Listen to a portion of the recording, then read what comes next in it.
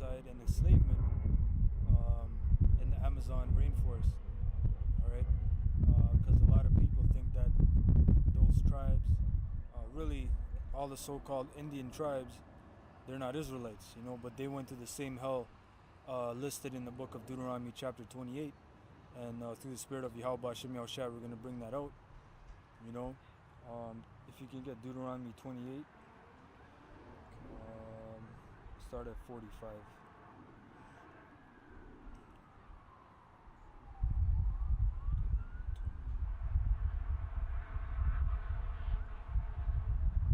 Yeah, 45.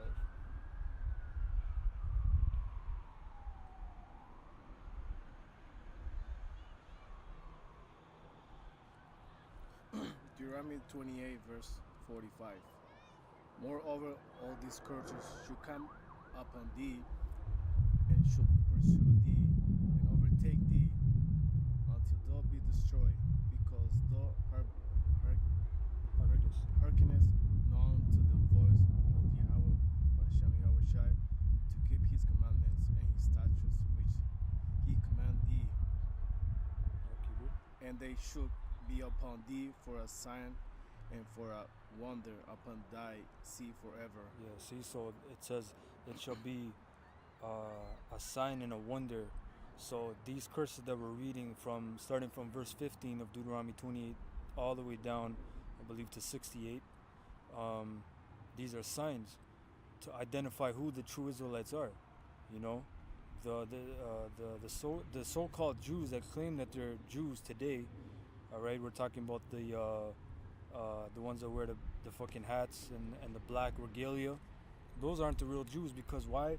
We can identify who the real Jews are through these curses. Those people that claim to be Jews, they haven't gone through those curses.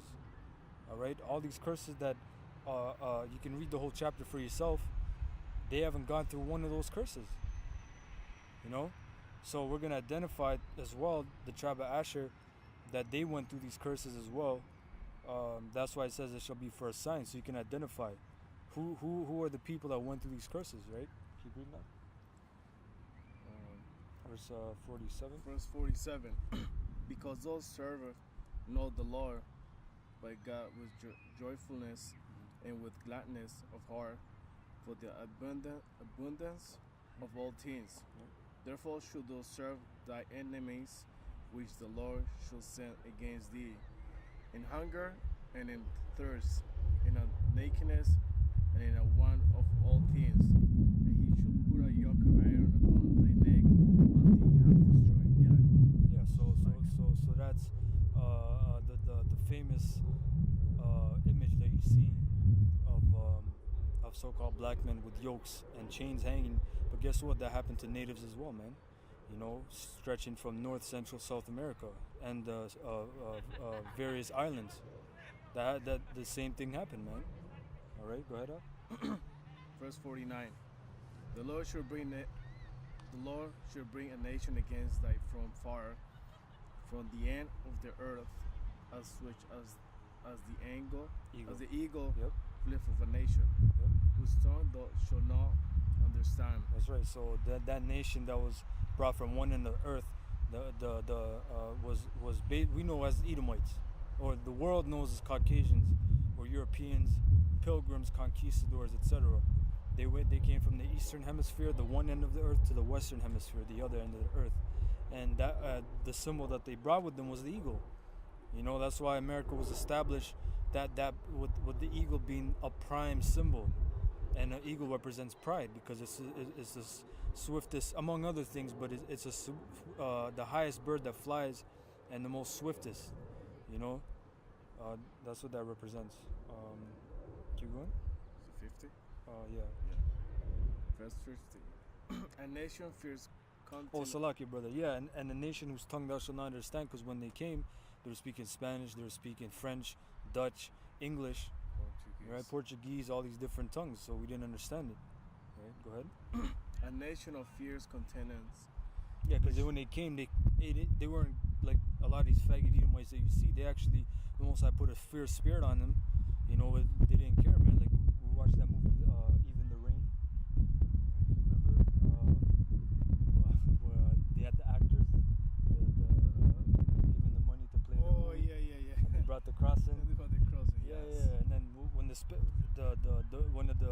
natives were like, oh, and if we don't serve you, and the Spaniard came right up to him and said, then we'll slave you, kill you, and make your life hell.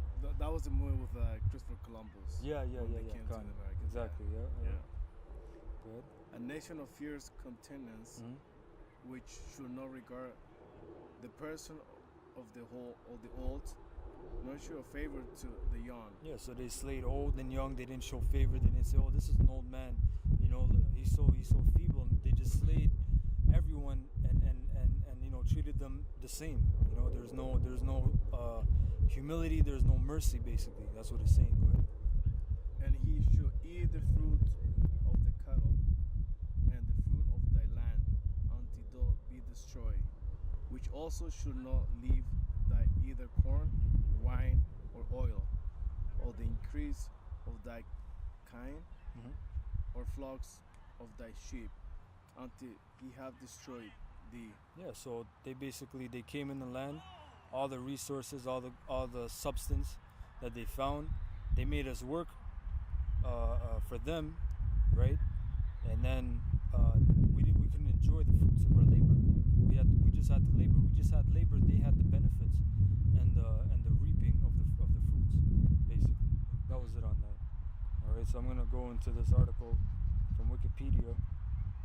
This is this time or this period is termed as the Amazon rubber boom, because what happened was this was during the early 20th century, and you had Edomites that so-called discovered, which it was already a known fact of how to get this rubber, but Edomites, they got the rubber from the sap of the tree, all right, and it was a term called vulcanized rubber, where they heated the rubber to a high degree of heat, and when it would melt and solidify, it would become known as that hard rubber.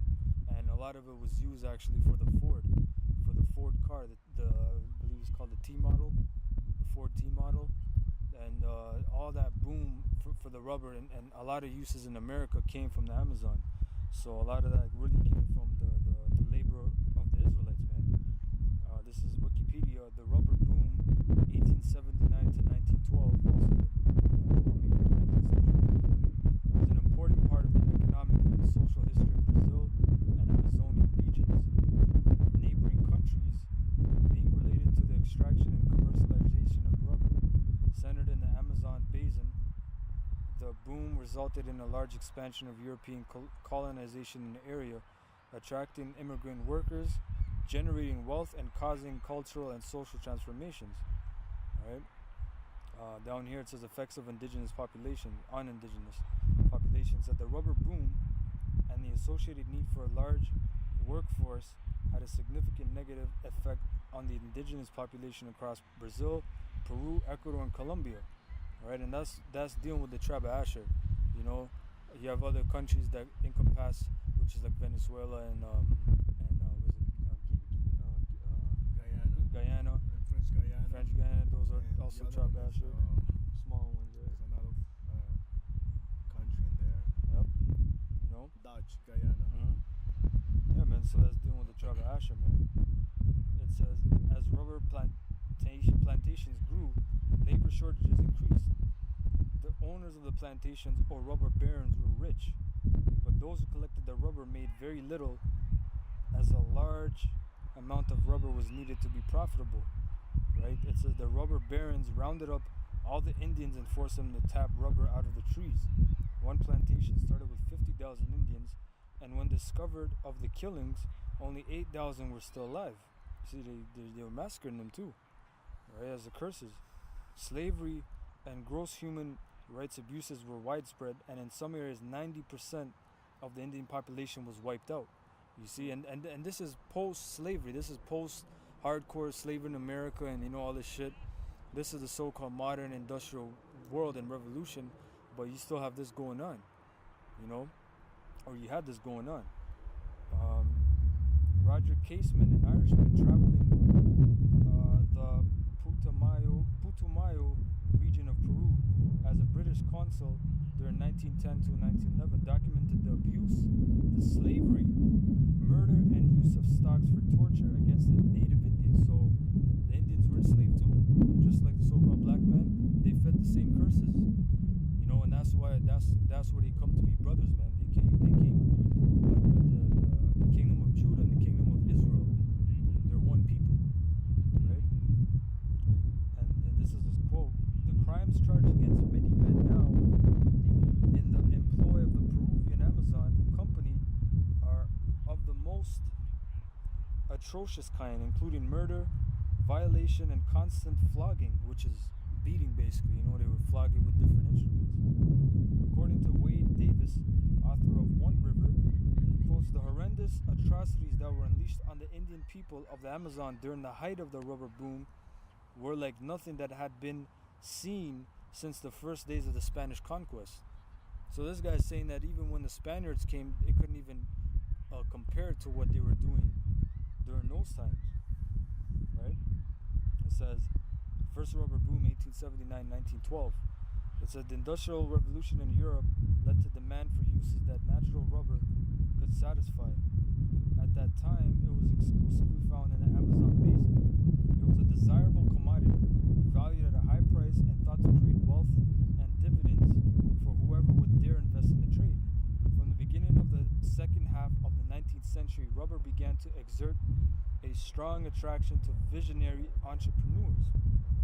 The activity of latex extraction in the Amazon revealed its lucrative possibilities. Natural rubber soon achieved a place of distinction in the industries of Europe and North America, reaching a high price. So see, not only North America benefited, but Europe, man. So you're going to find out that the whole world benefited from the labor of the Israelites, you know, dealing with all the 12 tribes. And the 12 tribes encompass hundreds of millions of people, man, you know. Because of the growth of the rubber extraction, industrial processing, and related activities, numerous cities and towns swelled on waves of immigrants. So you had these different towns, Brazil and Colombia. They would even have your Edomites come from Europe, immigrate, you know, to try to get a piece of the pie, man. You know? It says in 1855, over 2,100 tons of rubber. That's a lot of rubber, man. That's 1 ton. So he said 2,100, right, was exported from the Amazon. A figure which reached 10,000 tons by 1879. Hey, can you look that up in pounds, man? Can you convert that? 10,000 tons? That's a lot of rubber, man. And guess what? These crackers, man, these devils, all right, they had a quota. Just like when the Spaniards came, right? When the Spaniards came, what did they do? They had a quota. They had a golden bell, and if you didn't fill that golden bell at the end of the month with gold, they would cut off your arm, cut off your foot, maybe just kill you. You know? So they had the same thing for the natives of you know, Amazon. Because Amazon is a stretched river, man. That's a large river. Is it 10,000 pounds? Tons. All right. So that's 1, 2, 3, 4, 5, 6. That's 2 billion. 2 billion pounds. No, sorry, 20 million. 20 My bad. pounds. Yeah, 20 million. Yeah. So that's 6 is 2 million with another 0, making 7 zeros is 20 million, I think. Yeah, but that's a lot of pounds, man. That's a lot of pounds. And that was 1879. It went all the way through 1912. So how many more pounds, man? See? Did you bring out or say, brother? Can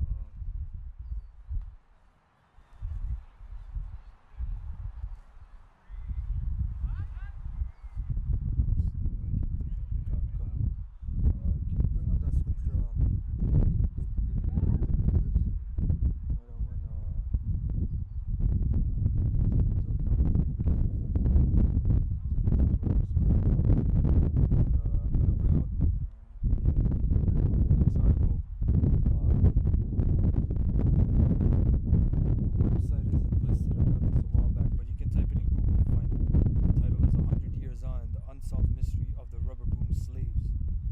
1st, 2011. So you can type that in Google. I'm sure you'll find the article, the website.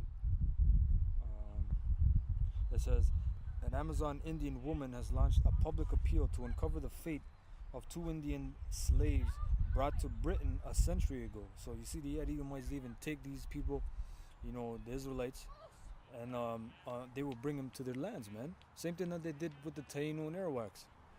The first time Columbus came, he went back to Spain. He brought like over 1,100 Tainos with him, which the majority of them died on the ships. It says exactly 100 years after the Daily News first introduced her ancestors Omarino and Risudo to the British public, Fanny Creel, a Waitoto Indian from Colombia, has appealed to the outside world to help us uncover the fate of our indigenous brothers so that our ancestors' spirits can rest in peace. The Indians were presented to British Consul Roger Casement in their Putumayo homeland in southern Colombia in 1910. Omarino has exchanged for a pair of trousers and a shirt. See? That was exchanged for a pair of trousers and a shirt. Risudo was won in a game of cards. So, it's just like property. It's nothing, man. And you see the same thing happen in America with the so-called, with Judah, right? Benjamin Levi. It says skyrocketing demand for Amazonian rubber was kick-started when U.S. company Goodyear discovered vulcanization, a process that makes rubber hard enough to use for car tires. The breakthrough gave rise to the first mass production of cars by industry leader Ford. See? And there's a picture here I put in post-production. It says thousands of Amazon Indians were enslaved and killed during the rubber boom. And you see, as you can see here, they're all chained up, man. They're all chained up just like Judah. In just 12 years, Casement estimated that 30,000 indigenous people had been enslaved, tortured, and murdered to provide for Europe and the United States' growing demand for rubber. We are sent far, far into the forest to get rubber, and if we do not get it, or if we do not get it quickly enough, we are shot. Omarino told the Daily News. Many of today's uncontacted Indians are descended from the survivors of the rubber boom atrocities who fled into remote headwaters to escape the killing, torture, and epidemics that decimated the indigenous population. And you see, there's a movie called Embrace of the Serpent, which goes into that. Alright, you had this one guy called Mover of Worlds, they called him. Alright, and he basically, when Edomites came, his tribe fought them, but majority of his tribe was wiped out. So he just fled further into the forest, and everyone was, basically all the other tribes were hating on him because he just left. And he lived alone, basically. He didn't deal with anyone, he just did his own thing. And basically he found this tribe later, and they're all basically drunk and taking drugs, man. They're all bugged out, because the so-called Colombians, which, see, and that's another thing, you had Edomites that were ruling, just like today in South America, Central America, you have Edomites at the top and indigenous peoples at the bottom, right? So when they, in the movie, when they say, oh, the Colombians are coming, they're talking about really the Edomites, man.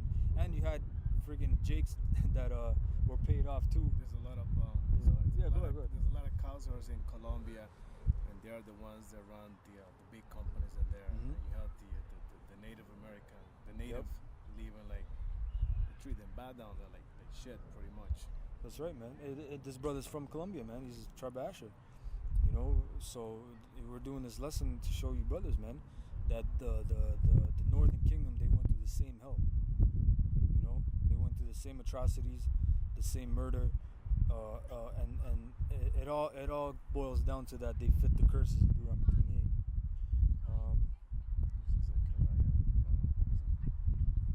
I don't know the scripture. I was trying to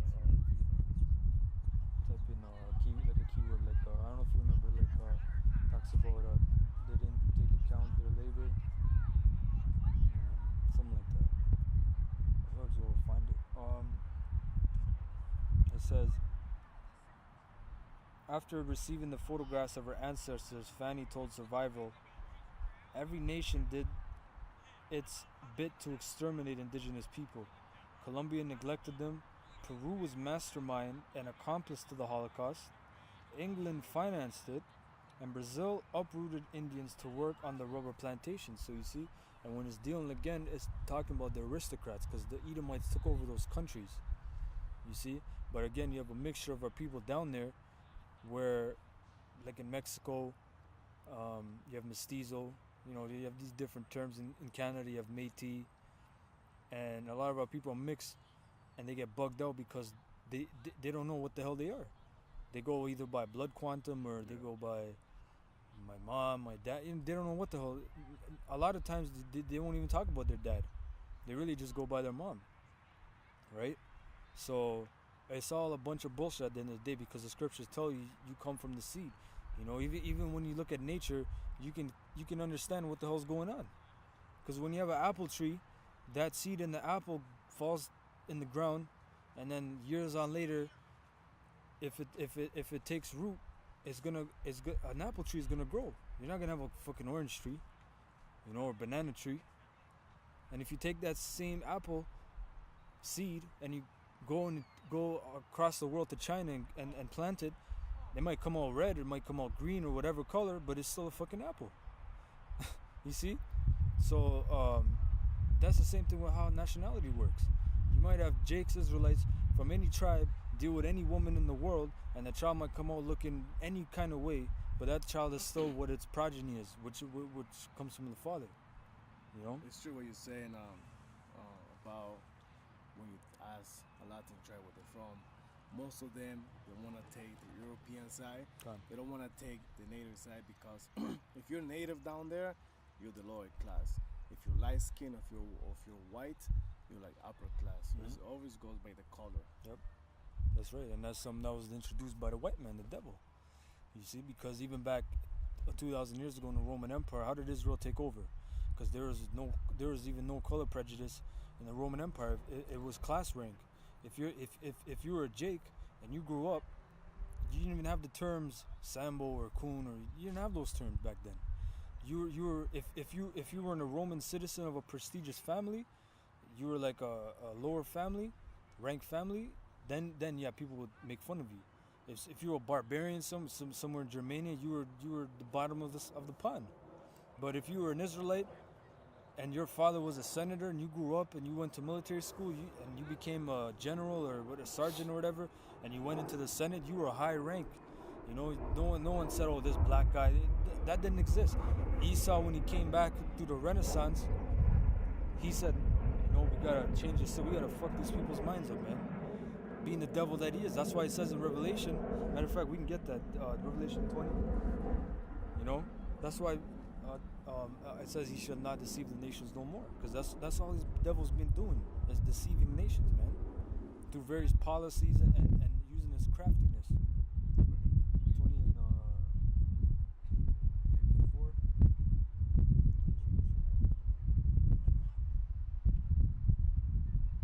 Oh, 3. Revelations 20. Actually, you know what? Start on 1 up. Yeah, start on 1. Revelations 20, verse 1. And I saw an angel come down from the heavens, having the key of the bottomless pit and a great chain in his hands. That's been dealing with Yahushua. Bottomless pit is Europe. Go ahead. And he laid hold on the dragon, the old serpent, which is the devil and Satan, and bound him 1,000 years. Right, that's dealing with the white man and the overthrow of the pagan Roman Empire. Right, and the scriptures plainly called the white man what he is, Satan and the devil, man. Devil in Latin, El Diablo means deceiver. Go ahead. And cast him into the bottomless pit and shut him up and set up seal upon him, that he should deceive the nations more till the 1,000 years should be fulfilled, and after that he must be loose a little season. Yep. So see, he says bound him up that he should deceive the nations no more.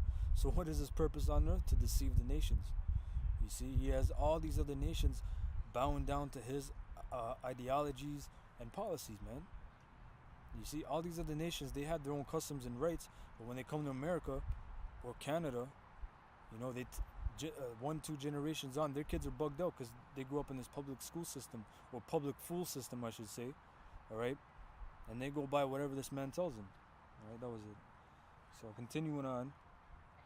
It says, "It is not known what became of the two slaves, whose parting words to the Daily News were, 'London is very wonderful, but the great river in the forest where the birds fly is more beautiful. One day we shall go back. It is not known whether either return home.'" Survival International director Stephen Corey said today, "The rubber boom may seem like remote history, but its effect is still with us. When the West began its marriage to the motor car, its love letters were written in Indian blood. It provoked a gross crime against humanity which was perpetrated by a British company in the Waitoto area. The parallel should not be exaggerated, but today there are still British companies such as Vendetta Resources planning the theft of tribal land, this time in India, going into Elon." Okay. There's an article about the rubber trees in Brazil, Okay. and by 1941 there were 3,651,500 rubber trees planted. So the demand was huge at that time. So he knew what he was doing, pretty much. That's right. Okay. Yeah, we're gonna bring out more articles and more history. This is just to bring out more information. Can you get a Hosea 7, please? This article is called 7:1. "Death in the Devil's is Paradise," from another website. You can type in this link or this the headline into Google. It says, I'm going to read the highlighted parts.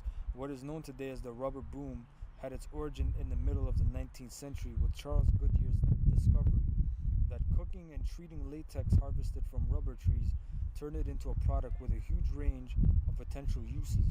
With Henry Ford's mass production of the motor car a few decades later and the investment of tires by John Dunlop in 1888, the need for rubber suddenly became extremely pressing.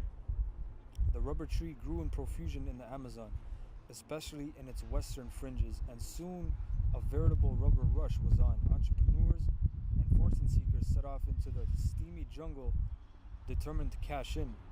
Unaware of the impending disaster, tens of thousands of Indians from the western Amazon were experiencing their last years of peace. One of the many chancers and treasure seekers determined to make their fortunes in this brave new world was a Peruvian trader named Julio Cesar Arana. Alright, so just because it says he's a Peruvian, that don't make him an Israelite. A lot of these Edomites, they took on that nationality. Their ancestors would come there, steal and murder, and get their place in different lands, and then their sons will be called Peruvians after them. But they're not the Peruvians, just like Canadians, man. When you ask a Edomite, "What's your nationality?" "Oh, I'm Canadian." You even ask a fucking Gook, "What the fuck's your nationality?" "Oh, I'm Canadian." You look at them sideways, man. Because their parents came here, and then the first generation they take on the nationality of Canadian, which is false. Alright, that's not how nationality works. Alright, your nationality is determined by where you come from, your tribal land, your progeny, alright, your ancestral home. You can be a so-called citizen of Canada, but your nationality is not Canadian. Right? 7. It says, Arana acquired vast estates in a region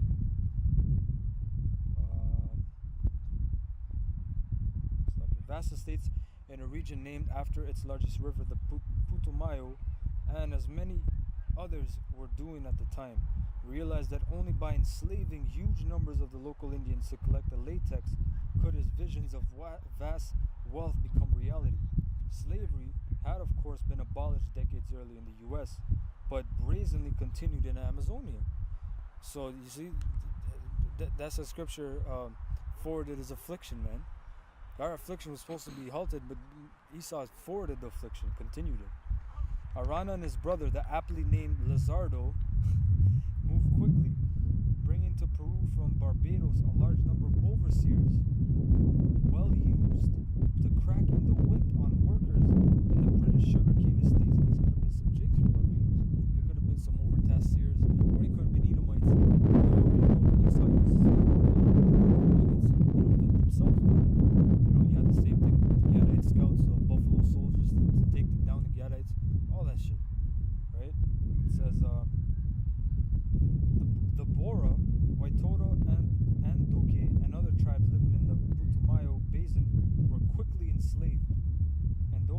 despite the appalling treatment inflicted on them, soon fell to waves of epidemics brought into remote rivers by traders and rubber tappers. See, so they felt the plagues as well, which is going into the curses, Deuteronomy 28. Right? Read that out. 7 and 1. Hosea 7:1. When I will have healed Israel, then the iniquity of the Ephraim was discovered, and the wickedness of Samaria, for they committed Yeah, falsehood. so it's like when the Most High would have healed Israel and Samaria, dealing with the northern kingdom, then the iniquity of Samaria appeared, man. The Most High said, no, these people are wicked as hell, man. You know, because hey, what do you think those Amazonian Indians are doing, man? Nothing but madness. You know, they got so bugged out, they started looking like the other nations, man. You know, the Most High can do that to you. He can make you look. That's why people say, oh, they're a bunch of Greeks and Polynesians. No, they're Israelites, but they're so bugged out that they started following these other nations, idols and customs, and started eating abominations. The Most High make you look like the other nations, man. You know, you got Jakes that look like Hamites. You know? Go ahead. For they commit falsehood, and the thief come in, and the troop of robbers spoil without. Read that part again. First one. Yeah, but from the troop. The robbery part. For they commit falsehood, Mhm. and the thief come in, Yep. and the troop of robbers spoil without. Yeah, so it says the thief cometh in, and the troop of robbers spoileth, man. Who was that? We're reading about it right now, and this is later on stuff. We're not even dealing with the 15th century, 16th, 17th centuries, when Columbus came to Hispaniola and all these other lands and conquered and robbed it and spoiled it, committed genocide. You see, this is later on. You know, they enslaved tens of thousands of natives down there. You know, just brought atrocity and hell towards them, man. That was a punishment of Yahweh Hashem Yahushai. See, go ahead. And they consider not in their hearts that I remember all their wickedness, nor their own doings have set then about. See, They so are before my so face. they don't consider that the Most High remembers their wickedness, man. They just say, you know, whatever. We just did it, and they don't even know why Esau came how he came, man. The guys down here, they don't know why the fuck Esau came how he came. The Reubenites, the Issacharites, they don't know why this hell came upon them.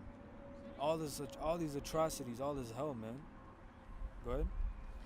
They made their king glad with their wickedness, and their princes with their lies. Yeah, so their kings obviously, as it says in the Apocrypha, as the ruler of the city, so are the inhabitants, right? So their king, man, they were trying to, bugged out Israelites. You know, they probably a contest who could do the most wickedness to please the king to get up and reign forever. Alright, so continuing, it says, in a few short years, thousands of Indians were killed or died from mistreatment or disease. The outside world remained unaware of the horrors of the Rana brothers' empire was perpetrating until 1909, when a young American engineer, Walter Hardinsburg, who had traveled through the region the year before and been held prisoner by the Rana brothers, wrote several letters for the magazine Truth. It says, Hardenberg's account of the abuses he had witnessed makes horrifying reading even today. It says, the agents of the company forced to pacify Indians of the Putumayo to work day and night without the slightest remuneration except the food needed to keep them alive. They are robbed of their crops, their women, and their children. You see, so that's what we're reading. You shall eat your flock, your corn, your wine. He's not gonna leave you shit, man. They had to work day and night. So what the hell you think when Esau, when we get these Edomites in the kingdom, what the hell are we gonna do? There's gonna be a couple Edomites that we're not gonna touch. According to GOCC, there's gonna be a couple that denied their father, man. They're gonna work day and night, man. It says, they are flogged inhumanely until their bones are laid bare, man. They would take a piece of wood and just keep hitting you, man, until your fucking flesh will break. You know? They are left to die, eaten by maggots, when they serve as food for the dogs. Their children are grasped by the feet and their hands. Slakia. Their children are grasped by the feet, and their heads are dashed against trees and walls until their brains fly out, man. Hey, get Hosea 13. That's in the scriptures, man. That's straight up in the scriptures. That's what we're reading. So what think of it like this. You got crackers. They'll see you crackers. You see this video and you'll say, "Oh, that was entrepreneurs. That was trying to do business." My question is, if you're an entrepreneur trying to do business, okay, you have your slaves. You're doing this. You punish them. What purpose is it to take a child and just fling him by the feet and dash his brains in? What the fuck is the purpose of that? What business is that, man? You see? That just further proves this devil, this white man is a devil, man. He's Satan, you know. 13.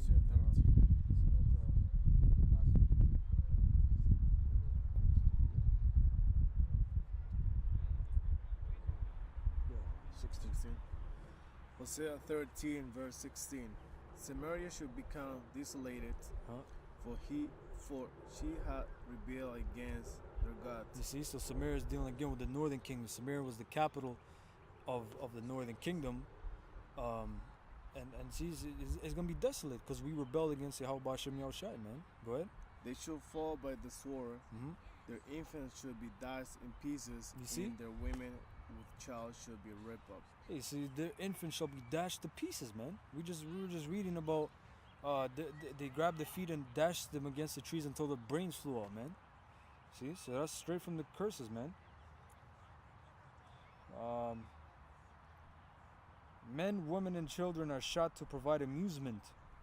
You see, they are burned with kerosene so that the employees, yeah, man, it's double, man, so that the employees may enjoy their desperate agony. You know. So them having slaves wasn't even an okay. They had the slaves, and you would think the aristocrat would tell them, "Oh no, we can't kill these slaves. We need them to work." They would just do whatever the fuck they want, man. They were living like gods down there, man. Did any woman that they wanted, you know, all the money that they wanted, food, everything, man. See. And the last article. Okay, it's called "The Enslavement of Amazon Natives During the Rubber Boom." So, okay, so it says the elite mestizos who were of Spanish descent were recruited as cacheros. Caucheros. Yeah, caucheros. Or rubber barons. Yeah. The work of the cacheros was to recruit by whatever means workers to harvest as much wild latex from the vast jungle as possible. The Amazon people were not used to work long hours, but fished and hunted for the food they needed and then did not work again until they got hungry. Working all day, every day, was not in their agenda. The caucheros found the docile and obedient temperament of the natives easy to overcome and easily made them into rubber slaves. The caucheros did not go out and find the rubber slaves. Instead, they recruited black men from Trinidad and Jamaica and the West Indies. They were paid to capture as many slaves as possible and to make sure the slaves collected sufficient amounts of rubber. So you see, that's going into it. Because that's what they would do. They would pay these jakes and say, them jakes are catching hell in the West Indies already. They say, "Oh, here's a sum of money for 3 months' work or whatever." And those are some tough jakes, man. Probably ex-slaves or whatever, you know, or overseers, right? Of other jakes. Basically, demons, man. A bunch of 2/3 niggas. These West Indian men were called muchachos. What was that?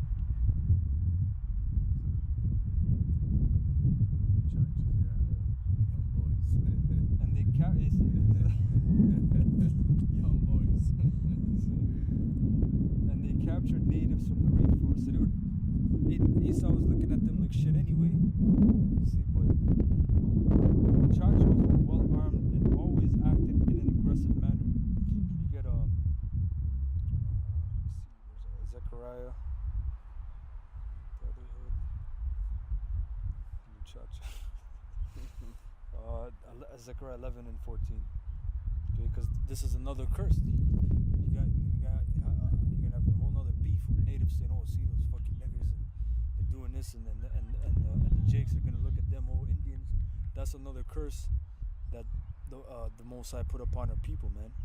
Is the division of the brotherhood that the natives and so-called blacks. We used to be one. We used to be one people, right? It says the natives they enslaved would be required to collect rubber during 3 or 4 expeditions every year.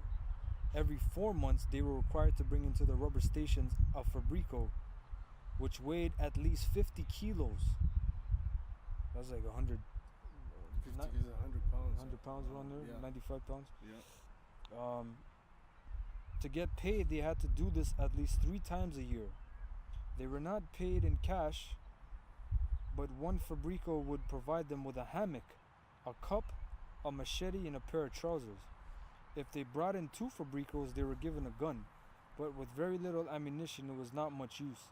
If the natives failed to collect sufficient latex, they would be punished severely. Bring the scripture out. So Zechariah 11 and 14. Mhm. Then I cast under mind all the stuff, even bands, that I might break the brotherhood between Judah and Israel. You see, so the Mosai broke the brotherhood between Judah and Israel, man, and that's dealing with the curses again. That's another one of the curses. So Esau would use divide and conquer to mess up our people, man. Same thing he did with the Buffalo Soldiers. He recruited them into the army because after the Civil War, the white man focused on the so-called prairie tribes, the Lakota and the Cheyenne and the other prairie so-called tribes, you know, to put them on reservations because those were wild tribes. So guess what? Who did they use? They used a lot of Jakes that fought in the Civil War. And they said, "Hey, we're gonna pay you good. You just gotta go, you know, and take down these Indians, basically savages."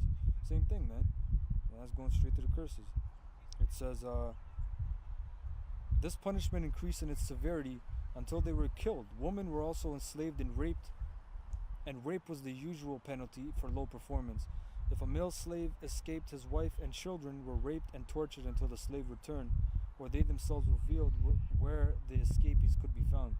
Women and children were sold to brothels where they were raped and tortured in bestialic ways. So these devils, man, they would probably get a horse to do some shit, man, or do, you know, Esau's a fucking devil, man. Enslavement. Around 1920, the rubber boom ended. So around 1920, man, that's a long time, right? And with it, the enslavement of native people. Some research tried to estimate the loss of indigenous peoples in Peru and Brazil and came to a figure of 250,000 souls lost in connection with the rubber trade.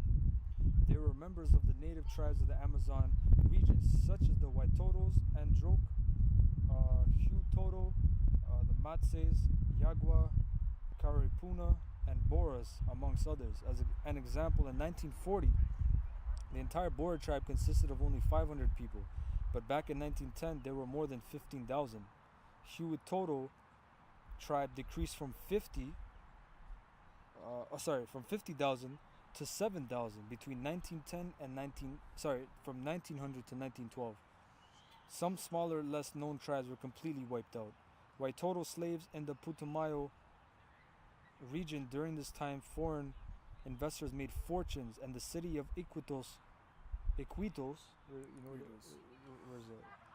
In Iquitos. It's pretty close to Peru. Yep, Iquitos prospered. At any time, steamships could be seen anchored on the Amazon River. They were bringing in all the requirements the rich merchants needed for their millionaire lifestyles. To be a millionaire in 1900, man, that was a rich fuck. That was a filthy bastard. People were striving to be millionaires in the 60s and 70s and 80s, man. They had drug kingpins that were millionaires. So to be a millionaire in 1900s, man, that's being like a trillionaire today. It says they were bringing in